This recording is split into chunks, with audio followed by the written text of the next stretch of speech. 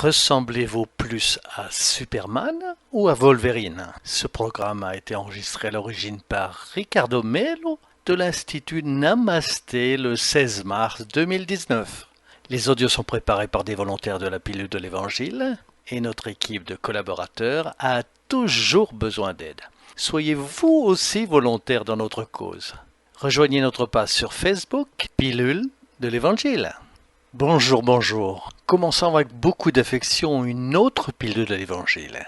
Et comme toujours, beaucoup de lumière et de paix dans votre cœur. Beaucoup d'harmonie. Aujourd'hui, je voudrais vous parler d'un thème sui generis, qui est l'expression latine qui signifie de son propre genre. Vous comprendrez plus tard pourquoi je vous ai posé la question. Quel est votre super-héros préféré?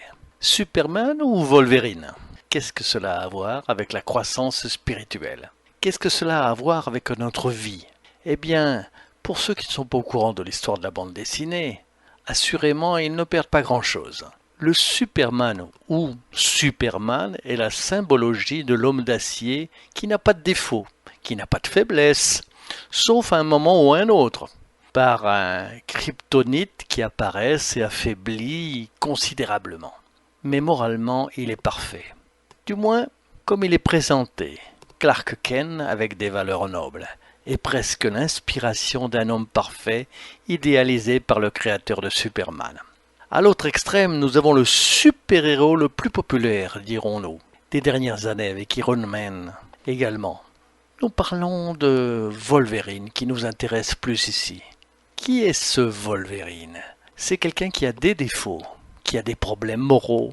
C'est un sujet tourmenté avec sa conscience. Une personne qui a tendance à faire ce qu'il ne faut pas, mais après tout, à la fin, il finit par faire le bon choix et ce qu'il faut faire. C'est beaucoup plus proche de la réalité. Qu'est-ce que je veux dire? Beaucoup d'entre nous souhaitent être Superman avec tout ce qu'ils peuvent prétendre être. C'est Wolverine, métaphore de bande dessinée et de films de super-héros à part. Cela signifie que la personne qui l'idéalise prend les gros risques de tomber dans sa propre illusion qu'il génère sur lui-même. Si vous créez une idée erronée de vous-même, ne vous autorisez pas à vous tromper, ne pas se permettre de se remettre de vieilles erreurs. Si vous êtes une personne qui vous reproche une erreur du passé, par une fausse couche, par le divorce, que vous avez juré que c'était de votre faute, pour une idée fausse commise dans le domaine financier par exemple, pour un problème que vous avez causé. Vous vivez dans le passé. Vous êtes devenu un musée. C'est parce que le musée vit du passé, pas nous les humains. Bien que nous subissions les conséquences de nos actes passés, nous vivons dans le moment présent. Nous sommes beaucoup plus proches du super-héros Wolverine. Pourquoi? Parce qu'il doit faire face à ses drames, à ses difficultés. Et il doit continuer. Symboliquement, je veux dire que celui qui grandit dans la voie du bien et de l'Évangile, ce n'est pas une personne parfaite. C'est une personne qui a besoin de s'ouvrir pour faire face à ses propres peurs, avec ses propres fantômes.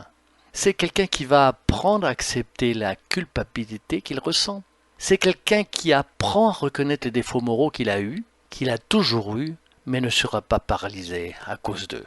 C'est quelqu'un qui cherchera de l'aide quand cela sera nécessaire. Que ce soit de l'évangile ou d'un thérapeute, que ce soit un cours ou la lecture d'un livre ou un ami, un parent plus expérimenté, peu importe de qui vient l'aide.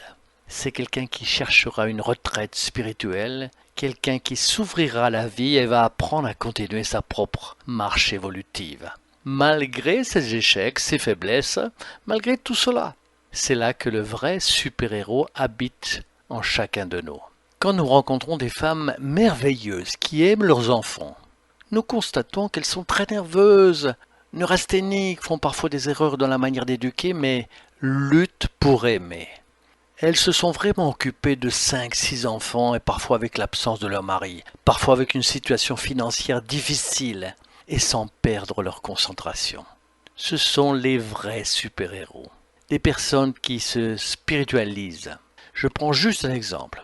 Ce monsieur qui travaille dans 2 ou 3 emplois différents, qui passe parfois par des humiliations au travail, mais n'est pas conduit par le désir fallacieux de commettre des crimes qui, en principe, serait plus facile de gagner de l'argent. Cependant, il grandit toujours, montrant l'exemple de dignité à ses enfants, d'honnêteté et de la manière d'avancer. Il fait ce qu'il peut, même il y a parfois plusieurs défauts comme nous tous. Le vrai super-héros est celui qui reconnaît qu'il est en formation, mais n'abandonne pas de se perfectionner. N'abandonne pas de s'améliorer tous les jours sans s'arrêter. La pilule de l'évangile d'aujourd'hui veut vous inviter à combler vos défauts, à aller de l'avant, mais dans le sens de l'habitude. Restaurez, réinventez-vous, modifiez votre mode de vie aussi souvent que nécessaire, mais continuez. La vie passe très vite. Bientôt nous retournerons dans le monde des esprits. Celui qui sait persévérer dans sa croissance intérieure, dans sa quête d'amélioration de soi avec certitude, attirera les bons esprits autour de lui, cultivera de grandes énergies à proximité et fera toute la différence.